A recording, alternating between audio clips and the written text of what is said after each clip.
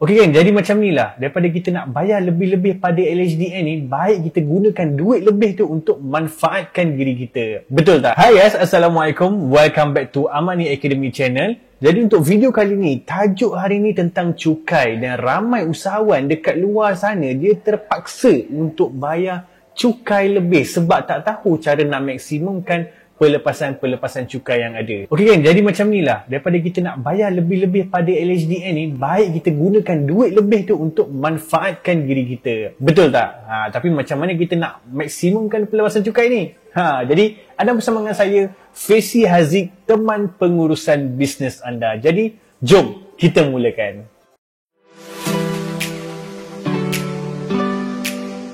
Jadi, kita kena tahu dulu kenapa usahawan ni tak boleh nak maksimumkan pelepasan cukai yang ada. Jadi, dengar betul-betul dia sebab, ada satu sebab ni cik. Sebabnya, business owner ni dia tak manage dia punya urusan cukai awal-awal. Sebagai contoh ada kita punya student ataupun klien kita yang buat account dengan kita tahun ini, which is untuk tahun lepas, tahun 2021 punya. Bila kita tanya pelepasan apa cukai yang dia nak claim, so biasanya jawapan dua ni je yang diorang claim. Satu, pelepasan diri yang memang korang dapat lah setiap tahun tu, yang memang wajib dapat. Dan yang kedua ialah anak.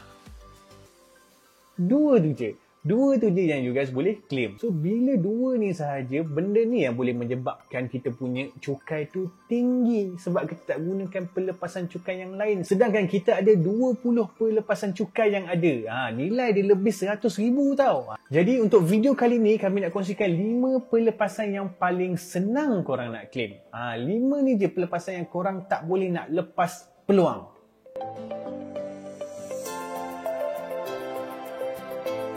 Pelepasan yang pertama ni ialah medical check-up dan juga test kit. Dan pelepasan ni korang boleh dapat sehingga RM1,000.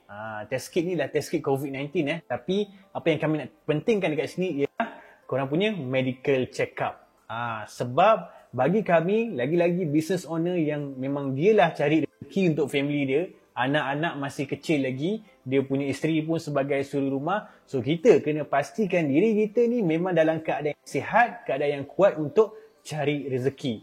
Kadang-kadang kita nampak je kat luar badan kita, fizikal kita semua nampak elok kan. Tapi dalaman siapa yang tahu. So dengan medical check up ni lah kita boleh tahu keadaan diri kita. At least kalau kita tahu badan kita ni ada masalah, ada apa-apa rawatan yang perlu buat, kita tahu lebih awal. Kita boleh buat perancangan. Sebab kita kena tahu bila business owner tu ada masalah, surely dia punya business pun akan ada masalah juga nanti. Pelepasan cukai yang kedua ni, buku, majalah, komputer, telefon, tablet, peralatan sukan dan langganan internet korang boleh claim sehingga RM2,500. Cuma special untuk tahun 2021 ni ada tambahan lagi RM2,500. So total up untuk lifestyle punya pelepasan ni sehingga RM5,000 untuk pelepasan cukai tahun 2021. So kenapa government sampai bagi RM5,000 untuk bahan bacaan ni? Sebabnya kita nak lahirkan masyarakat yang minat membaca. Lagi-lagi kita ni sebagai usahawan, kita kena rajin baca supaya ilmu-ilmu, contoh macam ilmu cukai hari ni, you guys boleh tahu lebih awal. You guys boleh tahu lebih awal, boleh rancang lebih awal. Contohnya ini buku lah. Kalau contoh lain ialah laptop katakan. Laptop tu bukan sekadar tujuan untuk bisnes tau. Kalau let's say lah anak kita minta laptop untuk masuk universiti, ataupun kita nak beli laptop ni nak letak dekat rumah untuk keperluan semua orang. Situasi macam ni pun boleh untuk kita dapatkan pelepasan cukai untuk lifestyle ni ataupun pelepasan gaya hidup. Yang ketiga ialah pelepasan cukai untuk tabung anak SSPN. Which is untuk tabung SSPN ni kita boleh claim sehingga RM8,000. Siapa yang guna pelepasan ni dia sangat-sangat bijak sebab dia seolah serampang dua mata. Kita menabung untuk anak kita setiap bulan katakan, dan ibaratnya hujung tahun ni LHDN bayar balik pada kita dalam bentuk pelepasan cukai. So guys, rebut peluang ni secepat mungkin. Rugi kalau korang tak ambil sebab pelepasan ni dia sehingga tahun 2022 ni sahaja. Untuk tahun depan, kita tak tahu lagi sama ada pelepasan ni ada ke atau tidak. Pelepasan cukai yang keempat ialah caruman KWSP, which is pelepasan cukai ni boleh dapat sehingga RM4,000. So saya tahu dekat sini ada juga usahawan yang belum tahu lagi, which is kita as a business owner pun boleh untuk carum KWSP sendiri, bukan untuk pekerja sahaja. Tapi guys, ada juga yang dah tahu tapi malas nak carum. So bila baru-baru ni adalah keluar iCitra lah, iLestari lah, iSina lah. So benda-benda ni barulah buka mata, which is pentingnya simpanan-simpanan macam ni. So teknik ni lebih kurang sama macam SSPN tadi, which is kita menabung dulu pakai duit kita dan hujung tahun kita ganti balik, minta LSDN ganti balik dengan cara pelepasan cukai. Pelepasan cukai yang kelima ialah insurans nyawa dan juga perubatan. Insurans nyawa RM3,000, perubatan pun RM3,000 juga.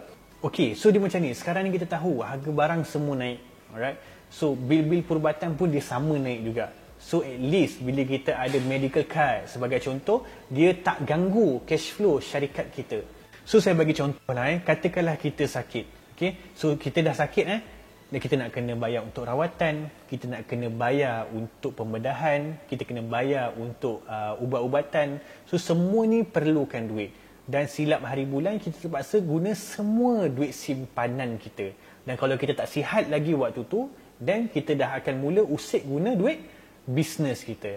Ini yang menjadikan bila kita sakit, bisnes kita pun akan sakit juga nanti. So that's why bila kita ada medical card ni, at least kita mestilah masuk hospital kena bayarlah duit deposit dulu kan. So setakat deposit tu tak ada hal, kita boleh bayar punya. Tapi untuk rawatan-rawatan selepas itu, semuanya di cover oleh insurans. So kita tak payah pun nak guna duit syarikat dan cash flow syarikat pun takkan terganggu. Sebab tu pentingnya kita kena ada pelepasan cukai nombor 5 ni, insurans nyawa dan juga perubatan, which is boleh cover kedua-dua ni sehingga RM6,000.